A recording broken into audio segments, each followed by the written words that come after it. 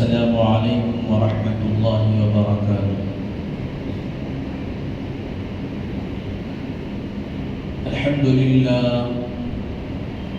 لله نحمده ونستعينه ونستغفره ونؤمن به ونتوكل عليه ونعوذ بالله من شرور أنفسنا ومن سيئات أعمالنا. من يهده الله فلا مضل له ومن يضلله فلا هادي له. ونشهد أن لا إله إلا الله وحده لا شريك له. ونشهد أن سيدنا وسندنا وحبيبنا وإمامنا ومولانا محمد وبارك وسلم تسليما كثيرا كثيرا. أرسله الله تعالى بين يدي الساعة بشيرا ونذيرا وداعيا إلى الله بإذنه وسراجا منيرا. أما بعد،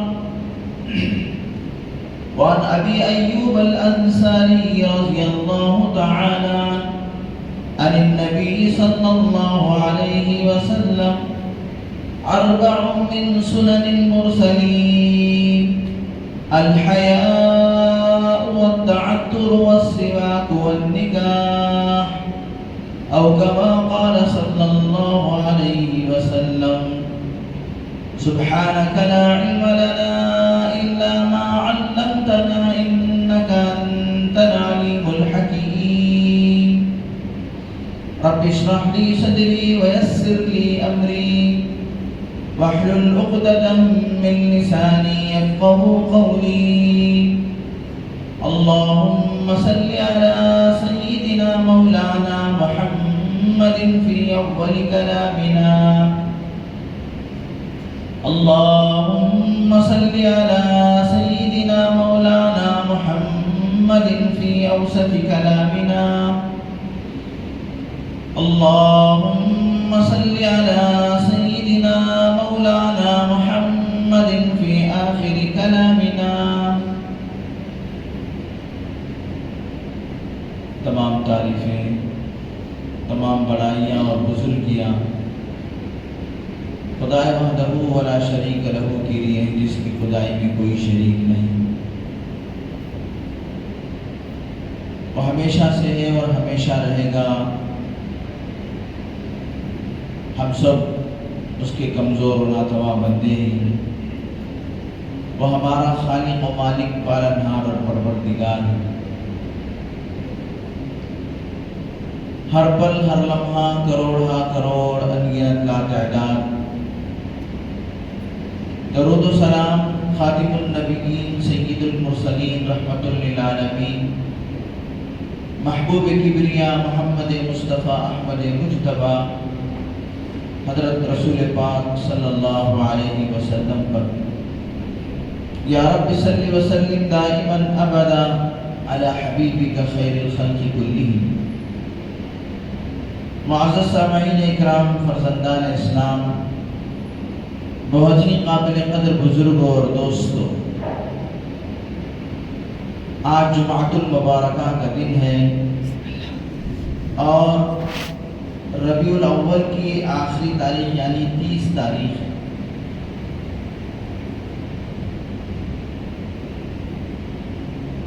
خطبے کے دوران میں نے امام الانبیاء خاتم النبیین رحمت للعالمین صلی اللہ علیہ وسلم کی ایک حدیث پڑھنے کا شرف حاصل کیا، جس کے راوی مہمان رسول، میزبان رسول سیدنا ابو ایوب انصاری رضی اللہ تعالیٰ عنہ. حضرت ابو ایوب انصاری رضی اللہ تعالیٰ عنہ وہ شخصیت ہیں، آپ کی وہ ذات ہے جب اللہ کے نبی صلی اللہ علیہ وسلم مکہ مکرمہ سے مدینہ منورہ ہجرت کر گئے، سب سے پہلے آپ علیہ السلام حضرت ابو ایوب انصاری رضی اللہ تعالیٰ عنہ کے مہمان بنے، اور سیدنا ابو ایوب انصاری رضی اللہ تعالیٰ عنہ وہ بادشاہ جس کا تذکرہ اللہ تبارک و تعالیٰ نے قرآن مجید کے سورہ قاف میں فرمایا قوم تبع، اس بادشاہ کی نسل سے۔ جب بادشاہ مدینہ منورہ سے گزر رہا تھا تو بادشاہ کے ساتھ بہت سارے علماء موجود تھے اس زمانے کے، جو تورات و انجیل کے جاننے والے تھے۔ انہوں نے مدینہ منورہ اور اس کے کھجور کے درختوں کو دیکھ کر کہا یہی وہ شہر ہے جس میں نبی آخر الزمان صلی اللہ علیہ وسلم ہجرت فرمانے والے ہیں۔ چنانچہ ان تمام بادشاہ کے ہمراہ جو علماء آئے تھے انہوں نے کہا کہ ہم نبی رحمت صلی اللہ علیہ وسلم کے انتظار میں یہیں رکیں گے۔ بادشاہ نے ان کے لیے گھر بنا کر دیے، تو ایک گھر اللہ کے نبی صلی اللہ علیہ وسلم کے نام سے بھی بنایا، اور اس میں وصیت کی کہ یہ گھر میری طرف سے نبی آخر الزمان صلی اللہ علیہ وسلم کے لیے بطور ہدیہ، اور اس گھر کے اندر بطور امین حضرت ابو ایوب انصاری رضی اللہ تعالیٰ عنہ رہ رہے تھے۔ اللہ کے نبی صلی اللہ علیہ وسلم مدینہ تشریف لانے کے بعد حضرت ابو ایوب انصاری رضی اللہ تعالیٰ عنہ کے مکان پر اللہ کے نبی صلی اللہ علیہ وسلم مہمان بنے، اور وہ آپ کی بہت خاطر تواضع کیا کرتے تھے۔ بہت سارے واقعات احادیث مبارکہ میں حضرت ابو ایوب انصاری رضی اللہ تعالیٰ عنہ کے مہمان نوازی کے موجود ہیں۔ الغرض حضرت ابو ایوب انصاری رضی اللہ تعالیٰ عنہ حدیث کے راوی ہیں۔ سرکار تو عالم صلی اللہ علیہ وسلم حدیث پاک کے اندر ارشاد فرماتے ہیں اربع من سنن المرسلین، 4 باتیں تمام نبیوں کی مشترکہ سنتیں ہیں، 4 چیزیں تمام نبیوں کی مشترکہ سنت ہیں۔ اس میں سب سے پہلی چیز اللہ کے نبی صلی اللہ علیہ وسلم نے فرمایا الحیا، حیا، شرم و حیا جس کو کہتے ہیں، یہ تمام نبیوں کی سنت ہے۔ حیا ایمان کا ایک جز ہے، اور اللہ کے نبی صلی اللہ علیہ وسلم نے فرمایا الحیا لا یأتی الا بخیر، حیا اس کے اندر خیر ہی خیر ہے۔ ایک جگہ پر اللہ کے نبی صلی اللہ علیہ وسلم نے فرمایا الحیاء کلہ خیر، حیا پوری کی پوری خیر ہے۔ جس قدر آدمی کے اندر حیا پائی جاتی ہے وہ آدمی معاشرے کے اندر اتنا ہی باوقار اور عزت دار اور شریف آدمی کہلاتا ہے۔ جس قدر آدمی کے اندر بے حیائی اور نکما پن اور بے شرمی آتی ہے اتنا ہی وہ معاشرے کے اندر ذلیل اور بے وقار سمجھا جاتا ہے۔ اللہ کے نبی صلی اللہ علیہ وسلم کے اندر حیا اتنی تھی، حدیثوں میں آتا ہے 2 شیزاؤں سے زیادہ اللہ کے نبی صلی اللہ علیہ وسلم کے اندر حیا پائی جاتی تھی۔ حیا اللہ کے نبی صلی اللہ علیہ وسلم نے ایک حدیث پاک کے اندر فرمایا جس کے راوی حضرت عبداللہ بن عمر رضی اللہ تعالیٰ عنہ، حیا اور ایمان دونوں ایک دوسرے کے ساتھ جمے ہوئے ہیں۔ جس کے اندر حیا ہے اس کے اندر ایمان ہے، جس کے اندر ایمان ہے اس کے اندر حیا ہے۔ جب کسی کے اندر سے ان 2 چیزوں میں سے ایک چیز ختم ہو جاتی ہے تو دوسری چیز بھی خود بخود ختم ہو جاتی ہے۔ ایک آدمی کے اندر حیا نہیں ہے تو دھیرے دھیرے اس کا ایمان بھی ختم ہو جاتا ہے، ایمان نہیں ہے تو دھیرے دھیرے اس کے اندر سے حیا بھی ختم ہو جاتی ہے۔ آپ معاشرے میں دیکھو کہ آپ کو بغیر ایمان والے ملیں گے لیکن ایمان نہ ہونے کی وجہ سے ان کے اندر حیا بھی نہیں ہوگی، اور میرے دوستو ایمان والے ملیں گے لیکن بے حیائی کی وجہ سے وہ غیر ایمان والوں کی شکل و شباہت اختیار کرے ہوئے ہوں گے۔ بہت سارے غیر ایمان ہوں گے لیکن ایمان نہ ہونے کی وجہ سے ان کے اندر حیا نہیں ہوگی، کھلے یعنی شارٹ پہن کر سڑکوں پہ گھوم رہے ہوں گے، بازاروں میں گھوم رہے ہوں گے. یہ حیا کا نہ ہونا ایمان کے نہ ہونے کی وجہ سے. اور بہت سارے بے حیا لوگ جو کیا ہے بے حیائی میں ایسے مبتلا ہوں گے کہ وہ اپنی بے حیائی کے اندر ایسے بہہ جائیں گے کہ گویا کہ ان کے اندر ایمان ہی نہیں، غیروں کی مشابہت اختیار کر لیں گے. اللہ کے نبی نے فرمایا الحیاء والایمان قرنا، حیا اور ایمان دونوں ایک ساتھ جمع ہیں. جس کی زندگی کے اندر ایمان ہے اس کی زندگی کے اندر حیا آنا ضروری ہے، اور جس کی زندگی کے اندر حیا ہے وہ اللہ تبارک و تعالیٰ اس کے اندر ایمان ہے. چنانچہ سرکار دو عالم صلی اللہ علیہ وسلم نے حیا کے بارے میں مضبوط طریقے پر احادیث مبارکہ کے اندر فرمایا الحیاء شعبۃ من الایمان، حیا ایمان کا ایک بہت بڑا شعبہ ہے. خصوصیت کے ساتھ اللہ کے نبی صلی اللہ علیہ وسلم نے حیا کے بارے میں احادیث مبارکہ کے اندر بیان فرمایا. اور ایک مرتبہ اللہ کے نبی صلی اللہ علیہ وسلم نے صحابہ سے فرمایا کہ اللہ سے شرم کیجیے. صحابہ نے کہا کہ اللہ کے رسول ہم نے تو اللہ سے شرم کرتے ہی ہیں، الحمدللہ ہم اللہ سے شرم کرتے ہی ہیں.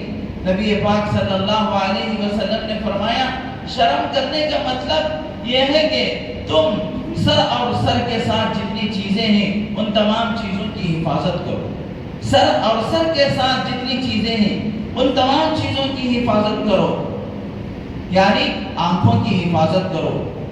آنکھوں سے نامحرموں کو مت دیکھو، آنکھوں سے بے حیائی کی چیزوں کو مت دیکھو، آنکھوں سے اللہ کو ناراض کرنے والی چیزوں کو مت دیکھو.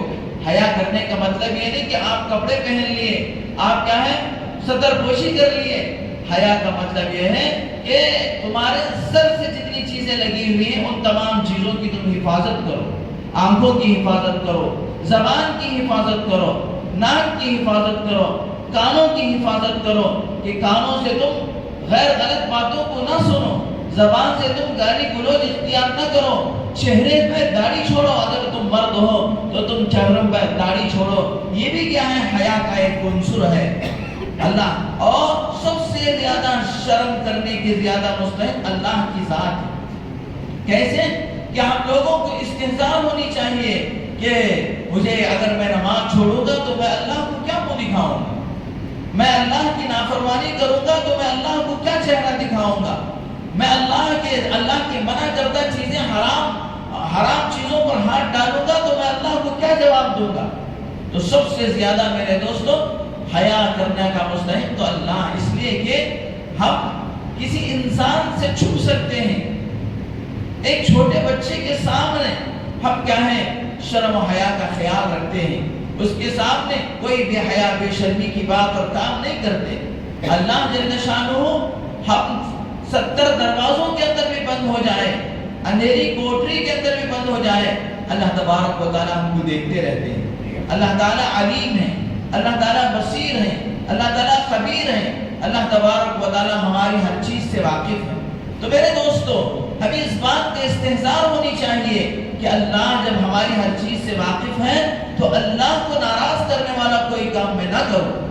کہیں قیامت کے دن میں اللہ کے سامنے بے شرم نہ ہو جاؤں، شرمندہ نہ ہو جاؤں، اور ساری مخلوقات کے سامنے میں شرمندہ نہ ہو جاؤں. اللہ کے نبی صلی اللہ علیہ وسلم نے فرمایا اللہ سے حیا کرنے کا مطلب یہ ہے کہ سر کی حفاظت کرو اور سر سے لگی ہوئی تمام چیزوں کی حفاظت کرو، اور دوسری چیز پیٹ کی حفاظت کرو اور پیٹ سے لگی ہوئی تمام چیزوں کی حفاظت کرو. اس کا مطلب اللہ کے نبی صلی اللہ علیہ وسلم کے فرمان کا مطلب یہ ہے کہ اس پیٹ کے اندر ہم حلال غذا کو پہنچائیں، حرام غذا سے پیٹ کی حفاظت کریں اور شرمگاہ کی حفاظت کریں. تو اللہ اور تیسری بات اللہ کے نبی صلی اللہ علیہ وسلم نے فرمایا کہ آخرت اور آخرت کے بعد والی زندگی کا استحضار کرو اور آخرت کے بعد والی زندگی کا استحضار کر کے زندگی گزارو. یہ حیا کا مطلب ہے، اللہ سے حیا کرنے کا مطلب ہے. لہذا میرے دوستو تمام نبیوں کی مشترکہ سنت یہ وہ حیا ہے. شرم و حیا بہت بڑی چیز ہے. انسان کے اندر جب شرم حیا آ جاتی ہے تو انسان معاشرے کے اندر باوقار بن جاتا ہے، مہذب بن جاتا ہے، اور اس کا اکرام ہونے لگتا ہے، اس کو لوگ اس کا ادب کرتے ہیں اور وہ معاشرے کے اندر محترم آدمی سمجھا جاتا ہے۔ چنانچہ اللہ کے نبی صلی اللہ علیہ وسلم نے فرمایا تمام انبیاء علیہ السلام کی مشترکہ سنتوں میں سے ایک سنت حیا ہے، یعنی بے حیائی کو چھوڑ۔ اور اس کے بعد اللہ کے نبی صلی اللہ علیہ وسلم نے یہ بھی فرمایا اذا لم تستحی فاصنع ما شئت، اگر تمہارے اندر حیا ختم ہو گئی تو تم جو چاہے کرو۔ حیا ہی ایک ایسی چیز ہے کہ تم کو گندے کاموں سے اور ایسی کاموں سے روکنے والی ہے جو معاشرے کے اندر اس کو بے حیا سمجھا جاتا ہے۔ اگر حیا نہیں ہے تو اللہ کے نبی صلی اللہ علیہ وسلم نے فرمایا پھر تو تم جو چاہے کرو، نماز چھوڑو تمہیں کوئی پوچھنے والا نہیں ہے، تمہارے اندر اللہ تبارک و تعالیٰ کا ڈر نہیں ہے، تم نماز چھوڑ دو تمہیں کوئی پوچھنے والا نہیں ہے، تم جیسے بھی زندگی گزار لو، غیر مسلموں کے طریقے پہ تم چل جاؤ، تمہیں کون پوچھنے والا۔ تمہارے لیے پکڑ کا باعث جو تھا وہ حیا تھی، جب حیا ہی تمہارے اندر سے فوت ہو گئی تو اب کون تم کو پکڑ کر سکتا ہے؟ کوئی آدمی کب تک آپ کی نگرانی کر سکتا ہے؟ کوئی عالم کب تک آپ کو بول سکتا ہے؟ کوئی باپ آپ کو کب تک سمجھا سکتا ہے؟ یہ تو آدمی کو حیا پر ڈالنے والی چیز، یہ آدمی کو اچھائیوں پر ڈالنے والی چیز وہ حیا ہے۔ اگر حیا فوت ہو گئی تو پھر آدمی بے حیا بن جاتا ہے اور جو چاہے کرنے لگتا ہے۔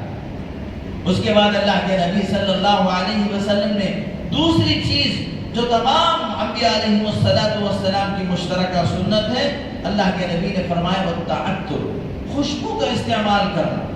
میرے دوستو، اللہ کے نبی صلی اللہ علیہ وسلم نے فرمایا دنیا میں مجھے 3 چیزیں محبوب ہیں، اس میں سے اللہ کے نبی صلی اللہ علیہ وسلم نے ایک بات یہ بھی فرمائی کہ خوشبو سے مجھے محبت، جبکہ اللہ کے نبی صلی اللہ علیہ وسلم کے پسینے میں ایسی خوشبو کہ میرے دوستو تمام دنیا کے عطر ایک طرف، اللہ کے نبی صلی اللہ علیہ وسلم کا پسینہ ایک طرف، آپ کے پسینے کی خوشبو دنیا کے تمام عطر اور تمام مہنگی خوشبوؤں سے زیادہ خوشبودار تھی۔ اس کے باوجود اللہ کے نبی صلی اللہ علیہ وسلم خوشبو استعمال کرتے تھے۔ کیا مطلب؟ میرے دوستو اللہ کے نبی صلی اللہ علیہ وسلم کی اور تمام انبیاء علیہ السلام کی مشترکہ سنت خوشبو لگانا ہے۔ آج میرے دوستو ہم لوگوں کے لیے خوشبو کتنا ضروری ہے، جبکہ ہم تھوڑا کام کر لیتے ہیں تو پسینہ آتا ہے اور اس پسینے میں بدبو آتی ہے۔ اور میرے دوستو یہ ہماری غلط فہمی ہے کہ ہم لوگ ادھر صرف کیا ہے عیدین کو لگانا سنت سمجھتے اور صرف جمعہ کو لگانا سنت سمجھتے، حالانکہ روزانہ خوشبو کا استعمال کرنا سنت ہے۔ اللہ کے نبی صلی اللہ علیہ وسلم خوشبو روزانہ استعمال کیا کرتے، اور میرے دوستو خوشبو کے استعمال کرنے سے بہت سارے فوائد ہیں۔ نمبر 1 کیا ہے؟ معاشرے کے اندر آپ کو خوشبو استعمال کرنے سے عزت ملے گی، آدمی خوشبو لگا کر آئے گا۔ آج ہماری تمام چیزیں جو باطل مذاہب والے ہیں، ان لوگوں نے جو ترقی اختیار کیے ہیں، میرے دوستو باطل مذاہب والے جو ترقی اختیار کیے ہیں وہ ہماری حق باتوں کو لے کر ترقی اختیار کیے ہوئے، حالانکہ اللہ تبارک و تعالیٰ نے باطل مذہبوں کو نیست نابود کرنے کے لیے پیدا فرمایا، لیکن آج باطل مذہب والے، غیر مذہب والے جو ترقی اختیار کر رہے ہیں وہ ہمارے اسلام کی اچھائیوں کو لے کر ترقی اختیار کر رہے ہیں۔ ہمارے اندر دھوکہ آ گیا، لیکن بہت سارے غیر ایسے ہیں کہ ان کے اندر دھوکے سے وہ بہت ڈرتے ہیں۔ ہمارے اندر جھوٹ آ گیا، لیکن وہ جھوٹ سے بہت ڈرتے ہیں، آج اس کی وجہ سے ان کی دکانیں ترقی پر ہیں۔ ہم مسلمان تھوڑا کیا ہے، ہم کو موقع مل جاتا ہے تو ہم جھوٹ پہ اتر آتے ہیں، تھوڑا ہمیں موقع مل جاتا ہے تو ہم ڈنڈی مارنے پہ اتر آتے ہیں۔ اسی طریقے سے میرے دوستو ہم لوگ کیا ہے، ہم میں سے اکثر مسلمان خوشبو استعمال نہیں کرتے۔ ہم سے زیادہ خوشبو اگر آپ جا کر مارکیٹ میں دیکھیں گے، دریافت کریں گے، ہم سے زیادہ ہمارے برادران وطن خوشبو استعمال کرتے ہیں۔ ہم سے زیادہ وہ کیا ہے پرفیوم استعمال کرتے ہیں، خوشبو استعمال کرتے ہیں، حالانکہ یہ ہمارے نبیوں کی سنت ہے۔ حالانکہ امام الانبیاء خاتم النبیین حضرت محمد الرسول اللہ صلی اللہ علیہ وسلم کی سب سے محبوب سنت خوشبو کا استعمال کرنا۔ لیکن میرے دوستو، آج ہم ایک شیشی خوشبو کی 30 روپے والی خرید لیتے ہیں، وہ سال بھر ہماری جیب میں پڑی رہتی ہے، اور میرے دوستو ہم کیا ہے بس اس کو سون کے رکھ دیتے ہیں۔ عربوں کو دیکھو آپ خوشبو کیسے استعمال کرتے ہیں۔ میرے دوستو خوشبو ہم نے حضرت مولانا حضرت جی انعام الحسن رحمت اللہ علیہ کو دیکھا، اور اسی طریقے سے ہم نے اپنے اکابر کو دیکھا، خوشبو وہ آ کر جو رولر رہتا اس سے نہیں بلکہ شیشی ہتھیلی میں ڈال کر اور حتی دونوں ہاتھوں میں مل کر لگا لیا کرتے تھے۔ گویا کہ ایسا ہوتا تھا کہ اگر 6 ml کی شیشی ہو تو وہ 1 ہفتے میں ختم ہو جائے۔ اس طریقے سے ایک ہمارے قریب میں ایک بہت بڑے اللہ والے مولانا گزرے، حضرت مولانا نور اللہ صاحب، جو خلیفہ تھے حضرت محمود الحسن گنگوہی رحمۃ اللہ علیہ۔ وہ وانمباڑی میں معدن العلوم کے اندر پڑھایا کرتے تھے، ان کی تنخواہ 1000 روپے تھی، وہ 500 کا ادھر خریدتے تھے، 500 کا ادھر خرید کر ادھر لگاتے تھے۔ اس لیے کہ میرے دوستو خوشبو اگر آپ استعمال کریں گے اس پہ جو آپ کا پیسہ لگے گا، کل قیامت کے دن یہ نبی پاک صلی اللہ علیہ وسلم کی سنت ہونے کی وجہ سے اللہ اس کا حساب بھی نہیں دے گا۔ اس لیے کہ میں خوشبو لگا رہا ہوں اللہ کے نبی کی سنت سمجھ کر، اس لیے اس پر جو پیسہ خرچ ہوگا اس پر اللہ کے پاس حساب بھی نہیں۔ خوشبو لگانے سے معاشرے کے اندر ہم کو عزت ملتی ہے، اور میرے دوستو خوشبو لگانے سے اتنا بڑا فائدہ ہے کہ روزی بارش کی طرح ہمیں ملتی ہے، بارش کی طرح روزی اللہ تبارک و روزی بارش کی طرح برسے گی۔ خوشبو لگانے سے ہماری روزی میں برکت آئے گی، اس لیے کہ نبی کی سنت ہے۔ نبی کی سنت اختیار کر کے جب ہم گھر سے نکلیں گے تو نبی کی سنت کے ساتھ اللہ کی رحمت و برکت بھی ہوگی، نبی کی سنت کے ساتھ اللہ تبارک و تعالیٰ کی مدد بھی ہوگی۔ اور تیسری چیز کیا ہے؟ خوشبو لگانے سے آدمی کے اندر آدمی کو تقوی کا نور ملے گا، اس لیے کہ یہ خوشبو انبیاء علیہ السلام کی عادت ہے، انبیاء علیہ السلام کا طریقہ ہے، انبیاء علیہ السلام کے راستے پہ جو بھی چلے گا ان کو انبیاء علیہ السلام کا نور تو ملے گا ہی۔ تو چنانچہ خوشبو لگانے سے آدمی کو تقوی کا نور ملے گا۔ اور میرے دوستو خوشبو ایسے نہیں جیسا کہ میں نے ابھی کہا عیدین میں ایک مرتبہ لگا لیا رکھ دیے، ہر دن خوشبو کا استعمال کرنا سنت، ہر دن خوشبو، جب آپ گھر سے نکلے تو خوشبو استعمال کریں۔ اور اسی طریقے سے میرے دوستو چوتھی چیز بڑی بہترین چیز ہے، چوتھی چیز کے لیے تو آپ کو ضرور خوشبو استعمال کرنا ہی ہے۔ خوشبو لگانے سے میاں بیوی کے اندر محبت پیدا ہوتی ہے۔ سڑیل قسم سے آئے بدبو بدن کے اندر جھلک رہی ہے، کون بیوی تم سے محبت کرے گی؟ لہذا میرے دوستو کم از کم اس لیے تو آپ خوشبو لگاؤ کہ آپ کی بیوی آپ سے محبت کرے۔ اور میرے دوستو بیوی شوہر کو چاہنا اور شوہر بیوی کو چاہنا یہ اللہ کے نبی کی سنت ہے۔ حدیث پاک کے اندر آتا ہے جب کوئی بیوی اپنے شوہر کو دیکھ کر خوش ہوتی ہے اور کوئی اپنے شوہر کو دیکھ کر کوئی شوہر اپنی بیوی کو دیکھ کر خوش ہوتا ہے، ان دونوں کو دیکھ کر اللہ خوش ہوتا ہے، ان دونوں کو دیکھ کر اللہ راضی اور خوش ہوتا ہے۔ اور اللہ کے نبی صلی اللہ علیہ وسلم نے بھرے مجمع میں فرمایا، اللہ کے نبی سے پوچھا گیا کہ اللہ کے نبی دنیا میں آپ کو سب سے زیادہ محبت کس سے ہے؟ اللہ کے نبی نے فرمایا عائشہ سے۔ اللہ کے نبی نے فرمایا میری بیوی عائشہ سے۔ اور اللہ کے نبی صلی اللہ علیہ وسلم نے حضرت عائشہ رضی اللہ تعالیٰ عنہ سے اور دیگر بیویوں سے اس قدر محبت کیا کرتے تھے۔ ایک مرتبہ حضرت عائشہ رضی اللہ تعالیٰ عنہ نے پیالے میں پانی پیا، اللہ کے نبی نے کہا کہ عائشہ تھوڑا سا بچا کر مجھے بھی دو۔ جب حضرت عائشہ رضی اللہ تعالیٰ عنہ نے پانی کا پیالہ اللہ کے نبی کے ہاتھوں میں پکڑایا، اللہ کے نبی نے پوچھا عائشہ تم نے کہاں سے پیا تھا؟ چنانچہ حضرت عائشہ نے بتایا کہ میں یہاں سے پی تھی، تو اللہ کے نبی نے وہیں سے پانی نوش فرمایا۔ میرے دوستو اگر ہم بیویوں کو محبت دیں گے تو اللہ اس پر اللہ ثواب دیں گے۔ تو لہذا چوتھی چیز کیا ہے؟ خوشبو لگانے سے میاں بیوی کے اندر محبت پیدا ہوتی ہے۔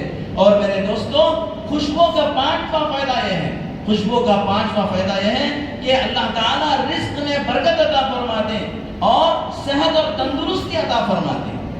بدبو سونگتے رہیں گے تو میرے دوستو ناک کے اندر وہ بدبو جا کر ہمارے دماغ کو خراب کرے گی، اور دماغ جب خراب ہوگا تو آدمی بھی خراب ہو جائے گا، اور دل خراب ہوگا تو پھر میرے دوستو دل کی بیماریاں آئیں گی۔ خوشبو لگائیں گے تو خوشبو کی وجہ سے ہمارا دماغ معطر ہوگا، ہمارے دماغ کے اندر تازگی آئے گی، اور پھر وہ تازگی ہمارے دل میں جائے گی اور اس سے ہم کو تندرستی ملے گی۔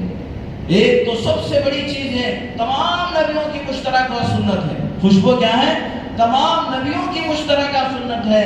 حیا تمام نبیوں کی مشترکہ سنت ہے۔ اور چوتھی چیز اور تیسری چیز، اللہ کے نبی صلی اللہ علیہ وسلم نے فرمایا اربع من سنن المرسلین الحیاء والتعطر والسواک۔ مسواک تمام نبیوں کی مشترکہ سنت۔ اللہ اکبر!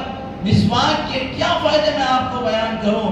سرکار دو عالم حضرت محمد الرسول اللہ صلی اللہ علیہ وسلم جب بھی گھر میں داخل ہوتے تو مسواک کرتے، کہ مسواک کرنے سے منہ کی بدبو ظاہر ہوتی ہے۔ میرے دوستوں منہ میں سڑی بانس آ رہی ہو تو کون کیا ہے قریب ہوگا؟ بیوی تو دور کی بات، بچے بھی قریب نہیں ہوں گے۔ تو لہذا اللہ کے نبی صلی اللہ علیہ وسلم جب بھی گھر میں داخل ہوتے تو مسواک کیا کرتے، اور ہر نماز کے وقت اللہ کے نبی صلی اللہ علیہ وسلم مسواک کیا کرتے۔ مسواک کے اتنے فوائد اللہ کے نبی صلی اللہ علیہ وسلم نے بیان فرمائے ہیں کہ میرے دوستوں اس مسواک کے لیے ہم چاہیں لاکھوں روپے خرچ کر کے مسواک کی سنت کو زندہ کریں تو بھی ہمارے لیے بہت ہی سستا سودا ہے، لیکن آج کل مسواک ہمارے لیے بہت سستے میں ملتی ہے۔ ہم مہنگے مہنگے پیسٹ خریدتے ہیں، حالانکہ میرے دوستو تم نے پیسٹ کے ڈبے پہ لکھا ہوا دیکھا ہوگا کہ اس کے اندر ایسا کیمیکل ملا ہوا ہوتا ہے جو کیا ہے کینسر کا سبب بن سکتا ہے۔ آج کل تو بڑی کیا ہے، آج کل تو بہت ہی زیادہ یوٹیوب پر اور واٹس ایپ پر اور دیگر کیا ہے الیکٹرانک میڈیا پر وہاں کیا کالگیٹ اور پیسٹ کے بارے میں آپ کو بتایا جا رہا ہے۔ بڑے بڑے ڈاکٹروں کی سرچ ہے، سائنٹسٹوں کی سرچ ہے کہ مستقل پیسٹ استعمال کرنے پہ دانتوں کا کینسر آ سکتا ہے، لیکن وہی میرے دوستو مسواک استعمال کریں گے دانت مضبوط ہوں گے، دانتوں کے اندر کی بیماریاں ختم ہوں گی، خوشبو پیدا ہوگی۔ اور میرے دوستو یہ مسواک صرف اللہ کے نبی حضرت محمد الرسول اللہ صلی اللہ علیہ وسلم کی خوشبو سنت ہوتی تو بھی اسے آنکھوں سے لگا کر ہم لوگوں کو استعمال کرنا ضروری ہوتا، جبکہ تمام نبیوں کی مشترکہ سنت ہے۔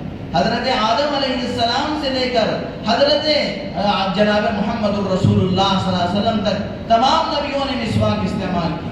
اور میرے دوستو اللہ کے نبی صلی اللہ علیہ وسلم دنیا سے تشریف لے جا رہے تھے، آپ علیہ السلام مرض الوفات کے اندر مبتلا تھے۔ آپ کا سر مبارک امی جان حضرت عائشہ صدیقہ رضی اللہ تعالی عنہ کے گود میں تھا۔ اللہ کے نبی صلی اللہ علیہ وسلم کے حجرے میں سیدنا عبد الرحمن ابن ابی بکر صدیق رضی اللہ تعالیٰ داخل ہوتے ہیں، اور ان کے پاؤں ان کے ہاتھ میں کچی مسواک ہوتی ہے۔ اللہ کے نبی صلی اللہ علیہ وسلم اس مرض الوفات کے موقع پر کوری نگاہ سے اس مسواک کی طرف دیکھتے ہیں۔ امی جان حضرت عائشہ رضی اللہ تعالیٰ سمجھ جاتی ہیں کہ اللہ کے نبی صلی اللہ علیہ وسلم مسواک کرنا چاہتے ہیں، چنانچہ حضرت عبد الرحمن سے اس مسواک کو لے کر امی جان حضرت عائشہ نے اپنے دانتوں میں اس کو کیا ہے باریک کر کے اللہ کے نبی صلی اللہ علیہ وسلم کے دانتوں میں مسواک کیا، اور اس کے بعد اللہ کے نبی صلی اللہ علیہ وسلم دنیا سے تشریف لے گویا کہ آپ علیہ السلام کا آخری عمل دنیا سے جانے کے وقت کا جو آخری عمل تھا وہ مسواک کا عمل تھا۔ اور اللہ کے نبی صلی اللہ علیہ وسلم نے فرمایا لولا ان اشق امتی، اگر میرے امت پر مشقت کا مجھے اندیشہ نہیں ہوتا تو میں مسواک کو میں امت کے لیے فرض قرار دیتا، مسواک کو میں امت کے لیے فرض قرار دیتا۔ احادیث مبارکہ کے اندر آتا ہے جو آدمی مسواک کے ساتھ نماز پڑھتا ہے، جو بغیر مسواک کے نماز پڑھتا ہے، اس کی اور مسواک کے ساتھ نماز پڑھنے والے کی نماز میں اتنا بڑا فرق ہے کہ مسواک کے ساتھ جو نماز پڑھتا ہے اسے 70 نمازوں کا ثواب دیا جاتا ہے، 70 گنا اس کی نماز کے اندر فضیلت کے اندر اور ثواب کے اندر اضافہ کر دیا جاتا ہے، جبکہ بغیر مسواک کی نماز کے اندر وہ ثواب وہ اضافہ نہیں ملتا۔ چنانچہ میرے دوستو مسواک کا اہتمام کریں۔ اور میرے دوستو لوگوں نے تجربہ کار علماء اکرام نے بتایا جو آدمی سفر کے اندر مسواک رکھتا ہے، جو آدمی سفر کے اندر مسواک رکھے تجربے کی بات ہے. جو آدمی سفر کے اندر اپنی جیب میں مسواک رکھ کے سفر کرتا ہے، خدا نہ کرے ہزار بار خدا نہ کرے اگر ایکسیڈنٹ اور کوئی حادثہ ہو جاتا ہے تو میرے دوستوں اس کی ہڈیوں کو اللہ تعالیٰ بچا لیتے ہیں. اسے مار بھی لگتی ہے تو میرے دوستوں اس کی ہڈیاں نہیں ٹوٹتے اور حادثات سے بچ جاتا ہے. مسواک کی سنت کی وجہ سے اللہ تعالیٰ اسے بہت بڑے حادثے سے بچا لیتے ہیں. بہت سارے فضائل ہیں مسواک کے، لہذا مسواک بہت ہمارے بازار میں بہت آسانی سے مل جاتی ہے. مسواک کا اہتمام کریں، مسواک کو نہ چھوڑیں. اور سب سے بڑی چیز تو یہ ہے، اللہ کے نبی صلی اللہ علیہ وسلم نے فرمایا افیون کھانے میں بہت ساری برائیاں ہیں. افیون یعنی جو ہم کیا ہے میرے دوستو، ایک مرتبہ واٹس ایپ کے اندر آیا تھا کہ امریکہ کا کنگ کوبرا جو ہے وہ کس طریقے سے ڈستا ہے. امریکہ کا کنگ کوبرا اور افریقہ کا کنگ کوبرا اور ہمارے ہندوستان کا بھی ایک کنگ کوبرا ہے، وہ گٹکا ڈال کر بار بار روڈوں پر کیا ہے میرے دوستو زہر چھوڑتا رہتا ہے. گٹکا ڈالا اور روڈ کے اندر کیا ہے، روڈ میں، سڑکوں پہ، گلیوں میں. یہ ہندوستان کا کنگ کوبرا ہے جو پان پراگ کھاتا ہے، جو گٹکا کھاتا ہے اور جو پان مسالہ کھاتا ہے. میرے دوستو یہ اپنی جانوں کو ہلاکت میں ڈالنا ہے. اللہ تبارک و تعالیٰ نے یہ جو جان ہم کو دیا ہے یہ اللہ کی امانت ہے. اس کو اگر ہم کیا ہے ایسے زہریلے چیزیں کھا کر کینسر کے اندر مبتلا کر کے اور میرے دوستوں مہلک بیماریوں کے اندر مبتلا کر کے اپنی جان کو گنوائیں گے تو ہو سکتا ہے تو خودکشی کا تم کو گناہ ملے، خودکشی کرنے کا گناہ ملے. اس لیے کہ اللہ تبارک و تعالیٰ نے تمہیں صحت و عافیت دیا ہے، تم اپنے ہاتھوں سے اپنی صحت کو بگاڑ رہے ہو، اپنے ہاتھوں سے اپنی صحت کو کیا ہے بیماری کی طرف لے جا رہے ہو، ہلاکت کی طرف لے جا رہے ہو. لہذا میرے دوستو یہ بیڑی، یہ سگریٹ، یہ کیا ہے پان پراگ، ایسی اعلیٰ بلا کی چیزیں ہیں. اب کیا ہے حالانکہ اس کے اندر خود لکھا ہوا ہوتا ہے یہ بالکل ڈینجر چیزیں ہیں اور اس کو ہونٹوں میں کٹن پیدا ہونے کے لیے سیسا اس کے اندر ملایا جاتا ہے. آپ تحقیق کر کے دیکھ لو، وہ جب جلن ہوتا ہے، اب جب پھر گٹکا کھاتا ہے جبھی تو کیا ہے آدمی کو نشہ چڑھتا ہے. یہ ساری چیزیں میرے تو اور بسا اوقات زہریلے چیزوں کو اس کے اندر ملایا جاتا ہے. یہ ساری چیزیں ہلاکت کا باعث ہے. اللہ نے جو جان دی ہے وہ اللہ کی امانت ہے. اللہ تبارک و تعالیٰ سے دعا کرنی چاہیے، اے اللہ ہم کو جس حالت میں تو نے پیدا کیا موت تک اسی حالت میں صحت و عافیت کے ساتھ رکھ، ہمارے تمام اعضاء کو صحیح سالم رکھ. لیکن میرے دوستو اللہ کے نبی صلی اللہ علیہ وسلم نے فرمایا افیون کھانے کی سب سے بڑی مصیبت یہ ہے کہ مرتے وقت اسے کلمہ یاد نہیں آتا. جو آدمی نشہ کرتا ہے، جو آدمی نشے کی چیزیں استعمال کرتا ہے اسے موت کے وقت کلمہ یاد نہیں آتا. اور مسواک کے 70 سے زائد فائدے ہیں. سب سے بڑا فائدہ یہ ہے مسواک کی وجہ سے موت کے وقت اللہ کلمہ نصیب فرماتے ہیں، موت کے وقت اللہ تعالیٰ کلمہ نصیب فرماتے ہیں. تو میرے دوستو تمام انبیاء علیہ السلام کی مشترکہ سنت 4 چیزیں ہیں. ایک یہاں حیا اور پاک دامنی. حیا صرف یہ نہیں کہ ہم کپڑے پہنے، اور بہت ساری مستورات ہماری بہنیں، ہماری مائیں، ہماری بیٹیاں ایسے چست لباس پہنتے ہیں کہ برقع پہننے کے باوجود ان کے شرم کرنے کے تمام اعضاء ظاہر ہوتے ہیں. یہ بھی بے حیائی ہے. اور بہت سارے ہمارے نوجوان ایسی ٹائٹ فٹنگ کیا ہے جینس پہنتے ہیں، وہ سجدے میں جاتے ہیں تو پیچھے والوں کو ان کا پورا پچھاڑا نظر آتا ہے. یہ بھی بے حیائی ہے. اور میرے دوستو بہت سارے لوگ ایسے جاتے ہیں جب پیشاب خانے میں جاتے ہیں تو وہ بیٹھ کر پیشاب نہیں کر سکتے، کھڑے ہو کے پیشاب کر دیں، ان کی چھینٹیں دوسروں کو پڑتے ہیں. یہ بھی بہت بڑی بے حیائی اور بدتمیزی ہے. یہ تمام چیزیں بے حیائی کے اندر داخل ہیں. اور اسی طریقے سے میرے دوستو استنجا کرنے کے لیے آتے ہیں مسجد کے اندر لیکن ٹھیک سے استنجا کر کے اسے پاک صاف نہیں کرتے. یہ بھی بے حیائی ہے. بے حیائی کی بہت بڑی داستان اور بہت بڑی لمبی فہرست ہے. اللہ تعالی ہم سب کو شرم و حیا نصیب فرمائے. اور اسی طریقے سے عطر کا استعمال کرنا، خوشبو کا استعمال کرنا تمام نبیوں کی سنت ہے. اور خصوصاً امام الانبیاء خاتم النبیین حضرت محمد الرسول اللہ صلی اللہ علیہ وسلم کی سب سے چہیتی سنت ہے. اور میرے دوستو مسواک کرنا اللہ کے نبی صلی اللہ علیہ وسلم کی مہا سنت ہے. اس پر عمل کرنے کی اور چوتھی چیز وہ بہت تفصیل طلب ہے، انشاءاللہ اس کو کبھی پھر میں بیان کروں گا، وہ نکاح ہے. تمام انبیاء علیہ السلام کی مشترکہ سنت کیا ہے؟ وہ نکاح ہے. تمام نبیوں نے اکے دکے نبیوں کے علاوہ تمام نبیوں نے نکاح کیا. حضرت عیسیٰ علیہ السلام بغیر نکاح کے آسمانوں پر اٹھا لیے گئے. قیامت کے قریب حضرت عیسیٰ علیہ السلام دنیا میں آئیں گے, نکاح کریں گے اور ان سے اولاد بھی ہوگی اور پھر ان کا انتقال ہوگا اور نبی پاک صلی اللہ علیہ وسلم کے روزے میں مدفون ہوں گے. اللہ تعالیٰ سے دعا ہے کہ اللہ تعالیٰ ہم سب کو کہیں سنی باتوں پر عمل کی توفیق عطا فرمائے. وآخر دعوانا الحمد للہ رب العالمین.